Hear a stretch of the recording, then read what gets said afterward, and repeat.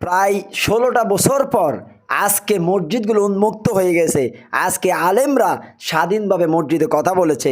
আমি গভীরভাবে লক্ষ্য করেছি এই আলেমরা যেভাবে তাদের মুখ বাকরুদ্ধ করে রেখেছে, তাদেরকে মুখে তালা মেরে রেখেছে। তারা কোরআন সুন্নাহর হক কথাগুলো বলতে পারে না ১৬ বছর।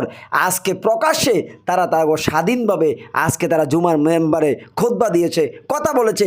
দ্বিতীয়বারে স্বাধীন বাংলাদেশে আজকে আমরা সবাই স্বাধীন। আসসালামু আলাইকুম ওয়া রাহমাতুল্লাহ। ইন্নাল্লাযীনা আমানু ওয়া আমিলুস সলিহাত লাহুম জান্নাতুন নাঈম।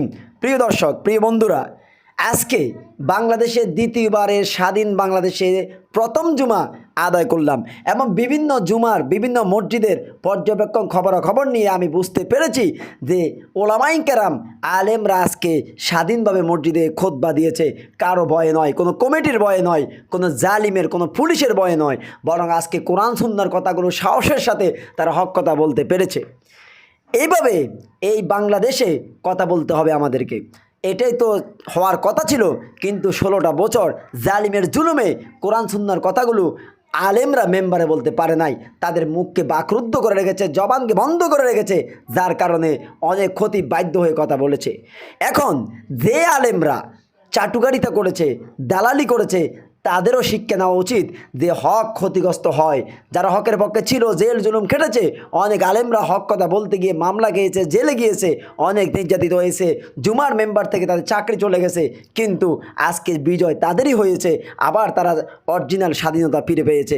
কিন্তু যারা চাটুকারিতা করেছে, দালালি করে কোরআন সুন্নাহর হক কথাগুলোকে গোপন করেছে, সত্যকে গোপন করেছে, তারা নিঃসন্দেহে লাঞ্ছিত, অপমানিত। আজকে তাদেরকে কেউ সাপোর্ট করে না, কেউ তাদেরকে ভালোবাসে না। তাদের নামের আগে দালাল, এই দালাল শব্দ যুক্ত হয়েছে। প্রিয় দর্শক, আজকে অনেক প্রশান্তি পেয়েছে জুমার নামাজ পড়ে। আমি এবং আমার দুটো সন্তান একসাথে জুমার নামাজ পড়লাম এবং পাশাপাশি মেম্বারে খতিবের যে গর্জন এবং যে হক কথাগুলো দেখলাম, এটা দেখে এত ভালো লেগেছে।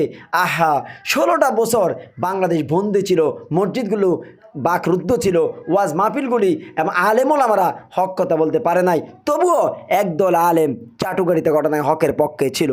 প্রিয় দর্শক, আমরা দোয়া করি আল্লাহ সুবহানাহু ওয়া তাআলা যেন এইভাবে আমাদের দেশটাকে উন্মুক্ত রাখে, স্বাধীন রাখে।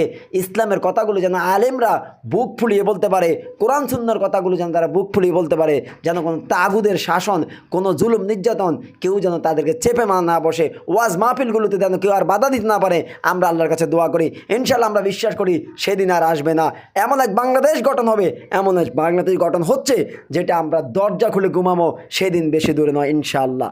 প্রিয় দর্শক, ভিডিওটি ভালো লাগলে একটা লাইক করবেন। যারা চ্যানেলটি সাবস্ক্রাইব করেন না, প্লিজ চ্যানেলটি সাবস্ক্রাইব করে সাথে থাকবেন।